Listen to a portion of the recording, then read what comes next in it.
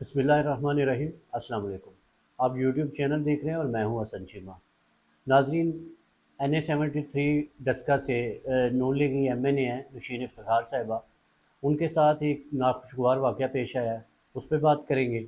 और जो बजट पेश किया गया है हुकूमत की तरफ से 2025 का, उसमें गरीब के लिए क्या रखा गया है, इसको भी डिस्कस करेंगे। नाजरीन, बात कर लेते हैं नशीन इफ्तिखार साहिबा की। इन्होंने NA-73 डस्का से PTI के असजद अली मल्ली के ख़िलाफ़ जो है वो इलेक्शन कॉन्टेस्ट किया, और ये जो है ना NA-73 का नेशनल असम्बली का इलेक्शन जीत ली। अभी नाज़रीन, हमारा ये टॉपिक नहीं है कि वो किस तरह से इलेक्शन हुआ, कैसे जीता गया, ये आज का हमारा टॉपिक नहीं है। लेकिन ये इस हल्का से जो है वो जीती हुई है, NA-73 डस्का से। बड़ा एक्टिवली काम कर रही हैं नाजरीन।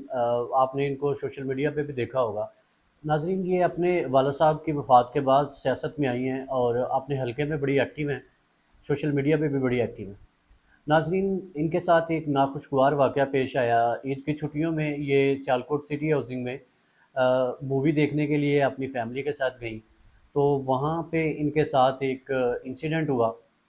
नाज़रीन, शहबाज गिल साहब जो हैं उन्होंने ये बात कही कि इनके जो गार्ड्स थे, उन्होंने जो पहले से मौजूद लड़के थे जो लाइन में लगे हुए थे टिकट लेने के लिए या व्हाटएवर, तो इनके जो गार्ड्स थे उन्होंने उनको धक्का दिया। तो उसके बाद जो है ना वो वहाँ पे जो सूरत हाल है वो ख़राब हो गई। नाज़रीन, शहबाज गिल के मुताबिक जो नशीन इफ्तिखार साहब हैं वो फिर दरमियान में आई और उन्होंने जो है वो उन लड़कों को थप्पड़ मार दिए। नाज़रीन, ये बात किस हद तक हकीकत है, इस पे अभी हम नहीं जाते। शहबाज गिल साहब की जो बात है उसको अभी जो फ़िलहाल है हम रद्द कर देते हैं। हम ये समझते हैं कि शायद वो गलत बात कर रहे हों। तो नाज़रीन, नशीन इफ्तिखार साहिबा जो हैं वो ये फरमा रही थी कि एज़ ए MNA अगर मैं अपनी फ़ैमिली को प्रोटेक्ट नहीं कर सकती, जिस तरह से सियालकोट सिटी हाउसिंग में मुझे और मेरी फ़ैमिली को हरासमेंट का सामना करना पड़ा, तो अगर मैं being a national assembly member, मैं अगर अपनी फ़ैमिली को प्रोटेक्ट नहीं कर सकती, तो दूसरे लोग जो हैं वो कैसे करेंगे। तो उनका ये कहना था कि मैं एक MNA हूँ और मेरी फ़ैमिली को जो है वो हरास किया गया, मुझे हरासमेंट का सामना करना पड़ा। तो वो ये फरमा रही थी कि हर फैमिली की इज़्ज़त होती है। मैं एक MNA हूँ, लेकिन मेरे जो मामलात हैं मैंने कभी भी जो है वो इतना, मतलब कि सिक्योरिटी के साथ बहुत ज़्यादा हाई प्रोफाइल तरीके से मैं कभी भी कहीं नहीं गई। मैं कोशिश करती हूँ कि मैं जो है ना लो प्रोफाइल में जाऊँ ताकि लोग मुझे जो है ना उस तरह से पहचान ना सकें।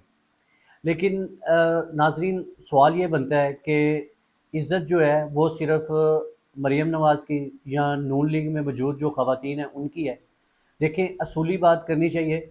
हम ये बात नहीं कर रहे कि नशीन इफ्तिखार साहिबा के साथ जो इंसिडेंट या जो वाक़या पेश आया है वो सही है।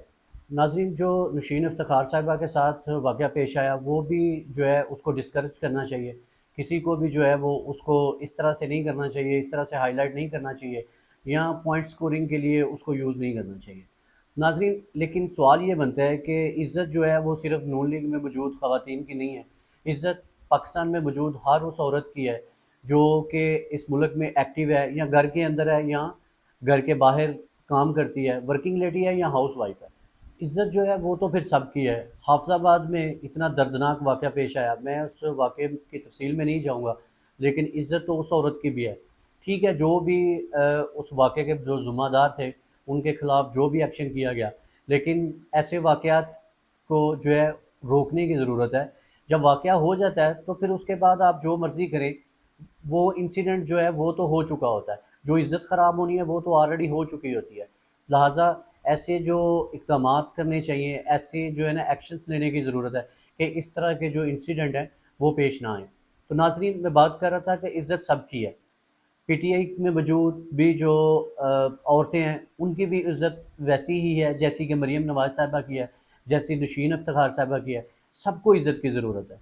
सबकी फ़ैमिलीज़ हैं, सबकी ये माएँ बहनें भी हैं, सबके मामलात हैं। आप देखेंगे डॉक्टर यास्मीन राशिद के साथ क्या हो रहा है, सनम जुवैद के साथ क्या हुआ, आलिया हमज़ा है, तैयबा राजा है। आप देखें कि किस-किस औरत का नाम लिया जाए, क्या-क्या उन लोगों के साथ या उन औरतों के साथ नहीं किया गया, तो क्या उनकी इज़्ज़त नहीं है?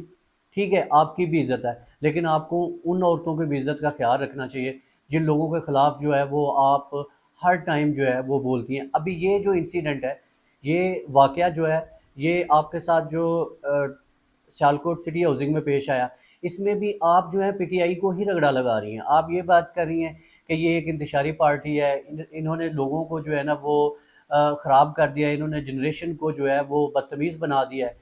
لیکن نشین افتخار صاحبہ، آپ کو اس بات پہ بھی جو ہے وہ تھوڑا سا غور کرنے کی ضرورت ہے۔ پہلی بات تو آپ کو کیسے پتہ چلا کہ وہ پی ٹی آئی کے کارکن ہیں؟ اس کو بھی دیکھیں کہ وہ شاید کسی اور پارٹی کے ہوں، لیکن وہاں پہ جو واقعہ پیش آیا ہے اس کی وجہ سے وہ جو ہے وہ اشتعال میں آ گئے ہوں اور وہ ساری چیزیں ہو گئی ہوں۔ لیکن آپ نے اس پہ بھی جو ہے وہ پی ٹی آئی کو پی ٹی آئی کے بارے میں بھی بول رہی ہیں۔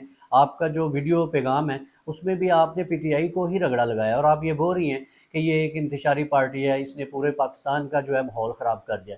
لیکن آپ ذرا تھوڑا سا غور کریں کہ آپ کی ہی جماعت کے ڈیفنس منسٹر ہیں، بڑے سینئر ہیں، خواجہ آصف صاحب، انہوں نے اپنی سوشل میڈیا ٹیم کو یہ انسٹرکشن دی ہیں کہ ایک صحافی کو جو ہے آپ اس طرح سے گالی گلوچ کریں۔ انہوں نے یہ کہا ہے کہ اس بندے نے بڑی عادت چکی ہوئی ہے، اس صحافی نے، اس کی ماں بہن ایک کریں۔ تو کیا آپ کا سوشل میڈیا جو ہے وہ بڑا پاک صاف ہے اور وہ کسی قسم کی بات نہیں کر رہا؟ تو آپ کے ساتھ جو واقعہ پیش آیا ہے وہ ناخوشگوار واقعہ جو ہے اس کی سب مذمت کرتے ہیں، لیکن آپ اس واقعے کی آڑ میں پی ٹی آئی کو جو رگڑا لگا رہی ہیں اور آپ یہ جو بات کر رہی ہیں کہ پی ٹی آئی کے کارکن بدتمیز ہیں، تو ایسا نہیں ہے۔ آپ یہ بھی دیکھیں کہ خواجہ آصف صاحب کس قسم کی انسٹرکشن دے رہے ہیں اپنی سوشل میڈیا ٹیم کو کہ آپ اس صحافی کی ماں بہن ایک کریں۔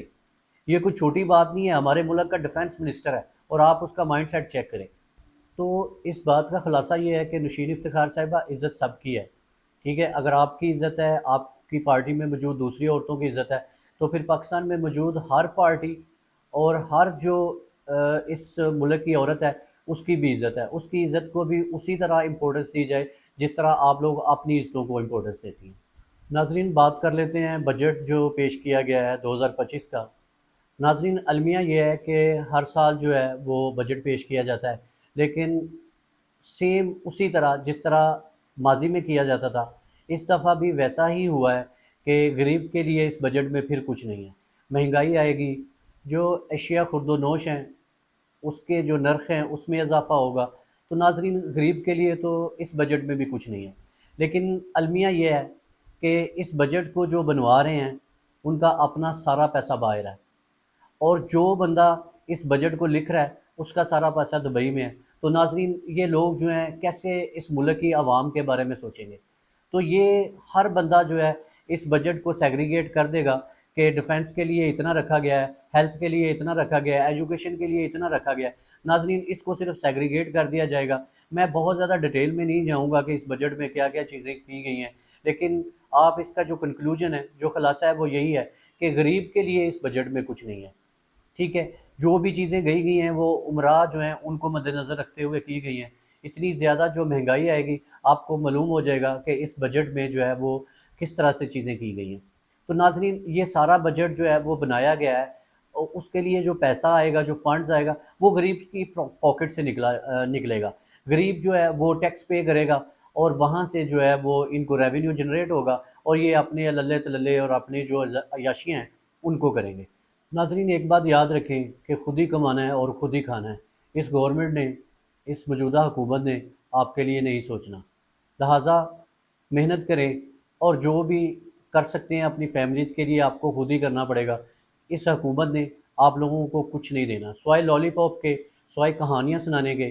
یہ گورنمنٹ جو ہوتی ہیں، انہوں نے آج تک جو ہے وہ غریب کی نہ سنی ہے اور نہ غریب کو ریلیف دینے کی کوئی کوشش کی گئی ہے۔ اپنا اور اپنے چینل کا خیال رکھیے گا۔ اللہ حافظ۔